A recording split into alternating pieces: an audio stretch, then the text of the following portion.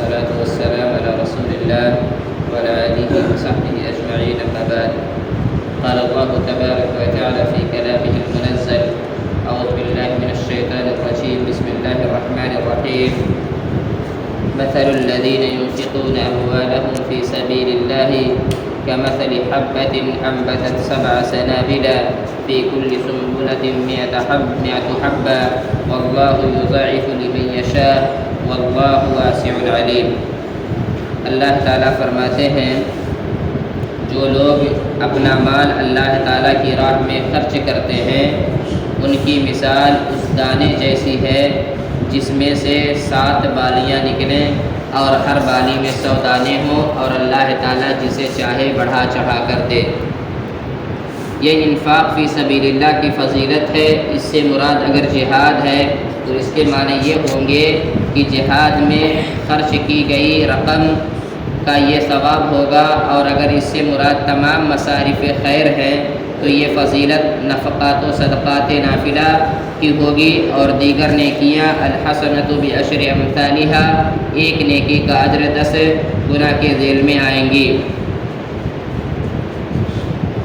یا نفقات و صدقات کا عام اجر و ثواب دیگر امور خیر سے زیادہ ہے.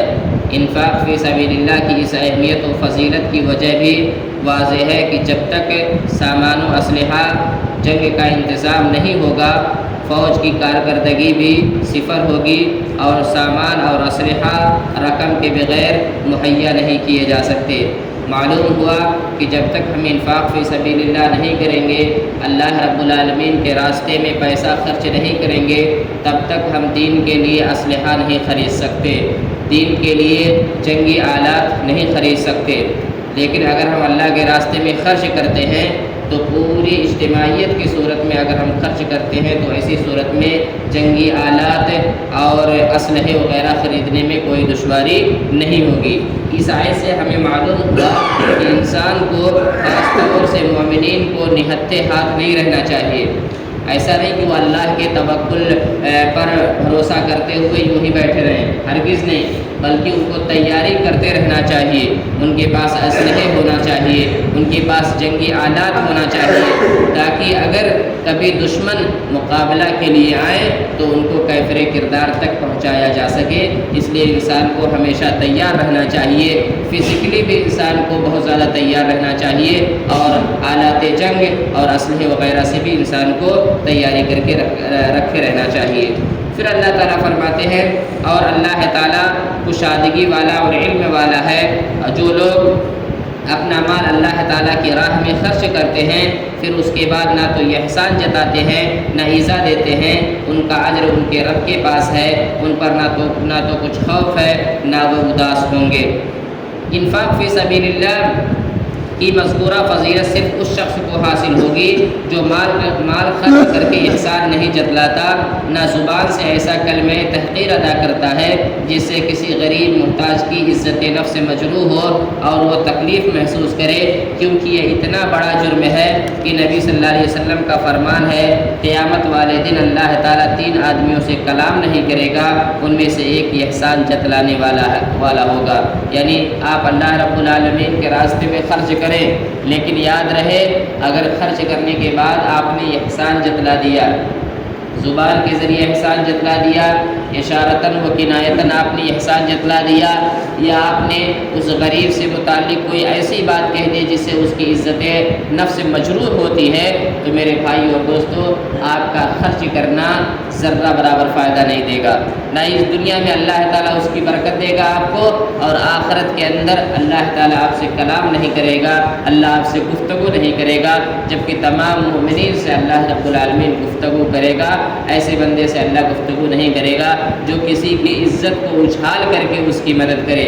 آج کے اس دور میں دیکھا جاتا ہے کچھ لوگ اگر مدد کرتے ہیں، چیریٹیبل سوسائٹیز وغیرہ چلاتے ہیں، وہ کیا کرتے ہیں دینے کے بعد تصویر لیتے ہیں، اور اگر تصویر کی ضرورت ہو تو ایسی جگہ تصویر لینی چاہیے جہاں صرف معاملہ اور صاحب معاملہ والے لوگ ہوں. لیکن نہیں، لوگ کھلے عام اس کی تصویر لیتے ہیں، پورے گاؤں اور سماج اور شہر کے لوگ دیکھتے ہیں. ایسا ہرگز نہیں کرنا چاہیے کیونکہ ایسا کرنا شریعت اسلامیہ کے اندر حرام ہے.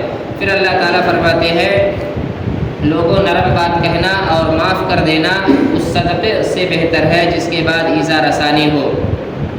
سائل سے نرمی اور شفقت سے بولنا، دعائیہ کلمات، اللہ تجھے بھی اور ہمیں بھی اپنے فضل و کرم سے نواز دے وغیرہ سے اس کو جواب دینا قول معروف ہے۔ اور مغفرہ کا مطلب سائل کے فقر اور اس کی حاجت کا لوگوں کے سامنے عدم اظہار اور اس کی پردہ پوشی ہے۔ اور اگر سائل کے منہ سے کوئی نازیبا بات نکل جائے تو اس سے چشم پوشی بھی اس میں شامل ہے، یعنی سائل سے نرمی و شفقت اور چشم پوشی، پردہ پوشی اس صدقے سے بہتر ہے جس کے بعد اس کو لوگوں میں ذلیل و رسوا کر کے اسے تکلیف پہنچائی جائے۔ اسی لیے حدیث میں کہا گیا ہے الکلمۃ الطیبہ صدقۃ، کی بہترین گفتگو یہ صدقہ ہے۔ ایک دوسری روایت میں ہے کہ اگر کوئی انسان اپنے بھائی سے ہنس مکھ کر کے ملاقات کرتا ہے، خندہ پیشانی سے ملاقات کرتا ہے تو یہ بھی صدقہ ہے۔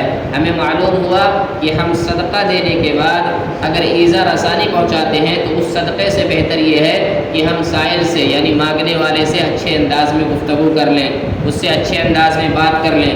اگر کوئی بھکاری آپ کے در پہ آتا ہے، آپ کے دروازے پہ آتا ہے، آپ اسے دیکھ رہے ہیں کہ وہ ہٹا کھٹا ہے پھر بھی مانگ رہا ہے، تو بعض لوگ ایسے ہوتے ہیں کہ اس کے ساتھ بدتمیزی کرنے لگتے ہیں، گالی گلوچ دینے لگتے ہیں کہ تمہارے پاس تو طاقت اور قوت ہے، تم تو کما کھا سکتے ہو، کیوں مانگنے آئے؟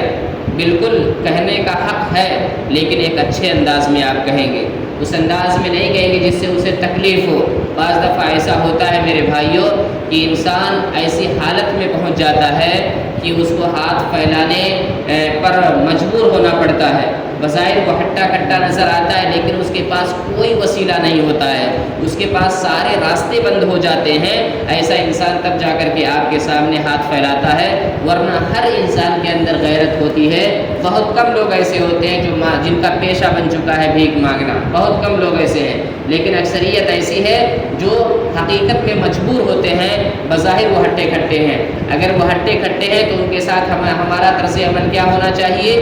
ہمارا طرز عمل ان کے ساتھ یہ ہونا چاہیے کہ ہم نرمی اور شفقت کے ساتھ انہیں سمجھائیں کہ اللہ نے آپ کو طاقت دیا ہے، لہٰذا آپ اپنے طاقت کا استعمال کر کے اپنے ہاتھ کی کمائی کھائیں، اپنے ہاتھ کی کمائی سب سے زیادہ بہتر ہے۔ اس کے بعد اس انسان کے مسائل کو سنیے، سمجھیے۔ اگر حقیقت میں وہ انسان مجبور ہے تو اس کے تعاون کیجیے، اور اگر مجبور نہیں ہے تو اس کو اچھے انداز میں سمجھا کر کے اسے بھیج دیجیے، لیکن واضح رہے کہ اگر ہٹا کھٹا انسان کے پاس کوئی خاص مسئلہ نہیں ہے، کوئی خاص عذر نہیں ہے، لیکن پیشہ کے طور پر اگر وہ بھیک مانگ رہا ہے تو اس کے ساتھ اچھے انداز میں گفتگو کر کے اسے خالی ہاتھ لوٹائیں اور اسے بتلائیں کہ آپ خود محنت و مزدوری کریں، لیکن کسی بھی صورت میں بدتمیزی یا گالی گلوچ دینا شریعت اسلامیہ کے اندر جائز نہیں ہے۔ اللہ تعالیٰ سے دعا ہے اللہ تعالیٰ ہم تمام مسلمانوں کو معاملات میں کتاب و سنت کے مطابق برتاؤ کرنے کی توفیق عطا فرمائے۔